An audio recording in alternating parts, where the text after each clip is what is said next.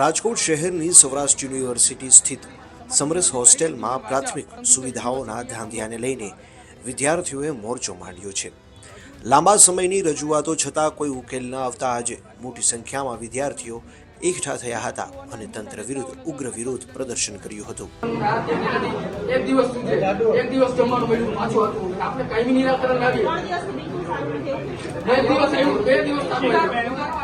વિદ્યાર્થીઓનો આક્ષેપ છે કે હોસ્ટેલમાં પીરસવામાં આવતું જમવાનું અત્યંત ગંદુ હોય છે અને તેમાં અવારનવાર જીવાત નીકળે છે, જે સ્વાસ્થ્ય માટે જોખમી છે।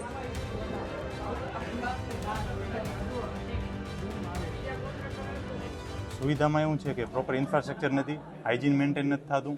એક તો આપણે ટોયલેટની સીટને એ તૂટેલું છે, આરએનબીની ઓફિસમાંથી જે આપણે ઉપર મોકલવામાં આવે છે એ પોતે કામ નથી કરતા, પ્રોપર અહીંયા ઇન્ફ્રાસ્ટ્રક્ચર મેન્ટેન નથી કરી શકતા। અને બીજું આપણે એમ છે કે અહીંયા જે જમવાનું આવે છે એ વારંવાર કાચું નહીં આવે છે અને આજે જે કાચા બટેકાની જે થાળી હતી અહીંયા સરને બતાવવા માટે રાખી હતી એ પાછી અંદર ફેંકાવી દીધી છે। અત્યારે અહીંયા કને અવેલેબલ નથી સરને બતાવવા માટે। તમને ડીશ આપી છે, એ ડીશમાં સુધારો કરીને પાછું નાખેલું છે, બહાર એક ડીશ મેકેલી હતી, છેલ્લા એ ડીશમાંથી આગામી અમારે તો આજ લડત ચાલુ રહેશે, જ્યાં સુધી અહીંયા કને સુધારવામાં નહીં આવે ત્યાં સુધી લડત ચાલુ રહેશે। અને જે ઇન્ફ્રાસ્ટ્રક્ચરમાં ને હાઇજીનમાં જ્યાં સુધી પ્રોપર કામ નહીં કરે ત્યાં સુધી અમે આવી જ રીતે અહીંયા કને આવશું। અને અમારું ટાઈમ વેસ્ટ થાય છે, અમારી એક્ઝામ ચાલુ છે, અમારા વાયવા ચાલુ છે, છતાં આને આ પ્રશ્ન ઊભા થાય છે।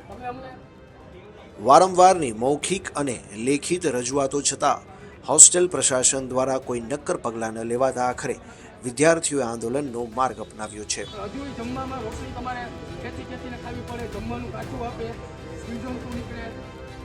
વિદ્યાર્થીઓએ ચીમકી આપી છે કે જ્યાં સુધી આ પાયાની જરૂરિયાતો સંતોષવામાં નહીં આવે ત્યાં સુધી તેમનો વિરોધ ચાલુ રહેશે। બ્યુરો રિપોર્ટ, મિલન ત્રિવેદી, મુંબઈ સમાચાર, રાજકોટ। રાજકોટની સમરસ કુમાર છાત્રાલય કે રાજ્ય સરકારના સમાજ કલ્યાણ વિભાગની અંદરમાં આવે છે। વિદ્યાર્થીઓને જમવાની, રહેવાની, લિફ્ટની, પાણીની, ગંદકીની આવી પ્રાથમિક સમસ્યાઓ સંબંધિત અધિકારીઓને વારંવાર રજૂઆત કરવા છતાં આના દરરોજનો પ્રશ્ન જમવાની અંદર જીવજંતુ નીકળવા, ગુણવત્તાવિહીન જમવાનું આપવું। વિદ્યાર્થીઓએ અનેક વખત રજૂઆતો કરી, તેમ છતાંય જવાબદાર જે અધિકારી છે એ જાણી જોઈ અને કોન્ટ્રાક્ટરને બચાવી રહ્યા છે।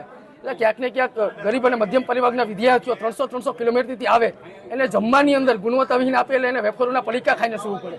આજે તમામ વિદ્યાર્થીઓને સાથે રાખીને અમે ધરણા ઉપર સમરસ કુમાર છાત્રાલય બેઠા છે। એના ડેપ્યુટી ડાયરેક્ટર સાહેબ અને જે સમાજ કલ્યાણના અધિકારી છે બંને આવ્યા છે। વિદ્યાર્થીઓનો મેઇન પ્રશ્ન એ જ છે કે અમને સારું જમવાનું આપે, સારું જમીને અમે રાત્રે સૂઈ શકીએ એવી તો જમવાની થોડીક સુધારો કરો। પરંતુ જે નવી કોન્ટ્રાક્ટ એજન્સી છે બસ એકને એક જ કહે છે હમ નહીં હે, તો તમે નવા હોય એમાં આ લોકો થોડાક મહિનો દિવસ ભૂખા રહે। એટલે મૂળ વિદ્યાર્થીઓને જાણી જોઈ અને જે તે સમરસ બોયઝ હોસ્ટેલના સંબંધિત અધિકારીએ એ જાણી જોઈ અને વિદ્યાર્થીઓને કનગળત કરે, કારણ કે આ જે રહ્યું અહીંયાનો જે જવાબદારી છે એ થોડીક માનસિક ત્રસ્તવાળી છે। અહીંયા વિદ્યાર્થીઓને કનગળત કરે તો એનું સારી જગ્યાએ પોસ્ટિંગ થાય, આ થોડીક માનસિક સીટવાળી છે। એટલે બસ જાણી જોઈને અધિકારીઓની દાનત નથી, માનવતા નથી, કારણ કે પોતાનું બાળક સારી હોટલમાં જમતું હોય, અહીંયા ગરીબ અને ખેડૂત પરિવારના વિદ્યાર્થીઓને જાણી જોઈને કનગળત કરવામાં આવે, કોન્ટ્રાક્ટર એજન્સીને કમાવામાં આવે। વાઇબ્રન્ટ સમિટ 10 તારીખે ત્યાં તમે ઉદ્યોગપતિઓને અને નેતાઓને આપજો એક જીવજંતુ વાળું જમવાનું, ક્યાં બદલી થાય, દાહોદ ગોધરા થઈ જાય। આ બસ જાણી જોઈને આજ એક કહેવા માંગુ છું કે 5000ની થાળી સોનાની પ્લેટમાં નહીં, ગરીબ અને મધ્યમ પરિવારના વિદ્યાર્થીઓને માત્ર સારું જમી અને સરખી રીતના સૂઈ શકે એવું જમવાનું આપો, એ માંગ છે।